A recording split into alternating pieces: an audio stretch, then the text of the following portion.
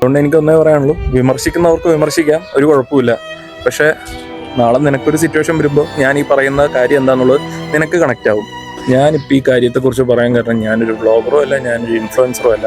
പക്ഷേ ഇത് വളരെ കോമൺ ആയിട്ടിപ്പോൾ എല്ലാവരും അനുഭവിച്ചുകൊണ്ടിരിക്കുന്ന ഒരു ഇഷ്യൂ ആണ് ഇത്. എനിക്ക് തന്നെ ഇപ്പോൾ ഒരു 4-5 പേര് പൈസ തരാനുണ്ട്, വിളിച്ചാൽ ഫോൺ എടുക്കാത്ത തെണ്ടികളും കൂട്ടത്തിലുണ്ട്.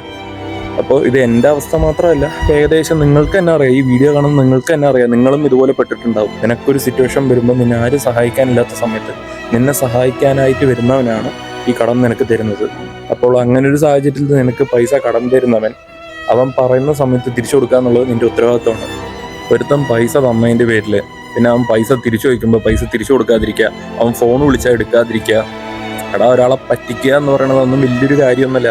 ഒരാളെ പറ്റിക്കാൻ എല്ലാവർക്കും പറ്റും, പക്ഷെ പറ്റിക്കാതെ അന്തസ്സായി ജീവിക്കുന്നതിലാണ് ആണത്തം. നിന്നെ കൊണ്ട് അധ്വാനിച്ച് പൈസ ഉണ്ടാക്കാൻ കഴിയില്ല എന്ന് ഉറപ്പാണെങ്കിൽ നീ ഒരു കാര്യം ചെയ്യുന്നത്, നേരെ പോയി ചത്തോ. മനസ്സിലായില്ലേ? ഒരാളെ പറ്റിച്ച് ജീവിക്കുന്നതിലും നല്ല കാര്യം ചത്ത് കളയാനാണ്.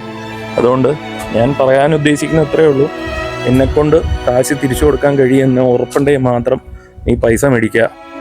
അതുപോലെ തന്നെ പറഞ്ഞ സമയത്ത് ആ പൈസ തിരിച്ചു കൊടുക്കുക.